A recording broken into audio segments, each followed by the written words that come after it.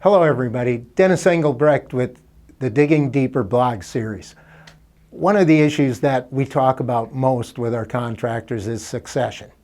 And I'm talking about overall leadership succession or ownership succession, so kind of at the top sort of thing. And almost everybody we have is looking for what I guess you'd term a servant leader. It's interesting because we've transitioned. If you go back 50 years ago, we had these much more domineering dictatorial leadership models that seemed to work. But now everything seems to be more about cooperation, collaboration, and that seems to work with the newer generations and respond to what everybody wants. So now you're the leader and you look down through your organization and you see the group of people that are doing a good job and really seem to be driven. Drive.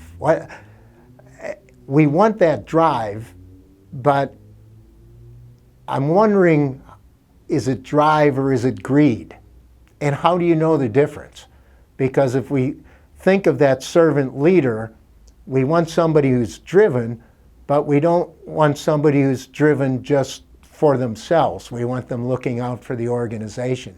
But I think back to when I was a young leader, I think that was a very fuzzy line. And,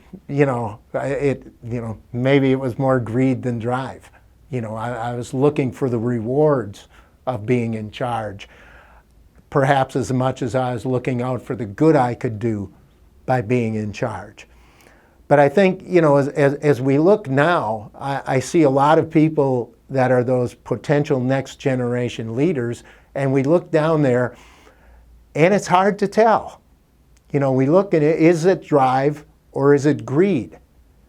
And how do you tell? And how do you sort through that? And, I don't think there are any easy answers to that, because I think there's a portion of maturity that plays into that as well. I think, as an owner or leader of your company, you certainly see that if you do more for your people, and your community and everything else, it tends to come back to you, right? So the more you do for others, the better things seem to turn out, and the more people do for you. But, cart before the horse, horse before the cart. But I think it's clear we want those people to have more of the drive than greed. So, what I encourage is you attack that head on, talk to folks, and really see what they're about. Sometimes you can give them a taste of leadership, a taste of ownership, and very oftentimes you can see how people are responding to them.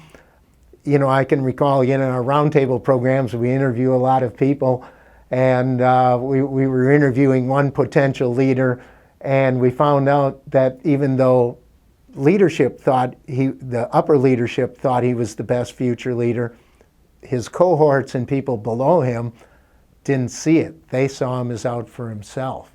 So that's another thing you can do, is really investigate how people actually feel about him. And sometimes we live in our ivory tower and we don't get that information. So we got to step out of our ivory tower to perhaps find that out.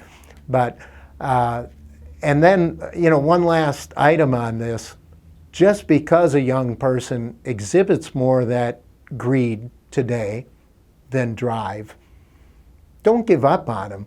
But they're not going to change unless you recognize the flaw, bring it to their attention, make them think about who they are, who they want to be as a person. If they don't want to change, they're not going to change. But for people to change, they have to have an awareness also that there's a need for that. So don't avoid the frank conversation, because they may not be lost souls. They just haven't matured or developed to the point perhaps where it truly is drive for success for the group versus drive for those individual rewards at the expense of the group. Once again, Dennis Engelbrecht, Digging Deeper. Thanks for tuning in.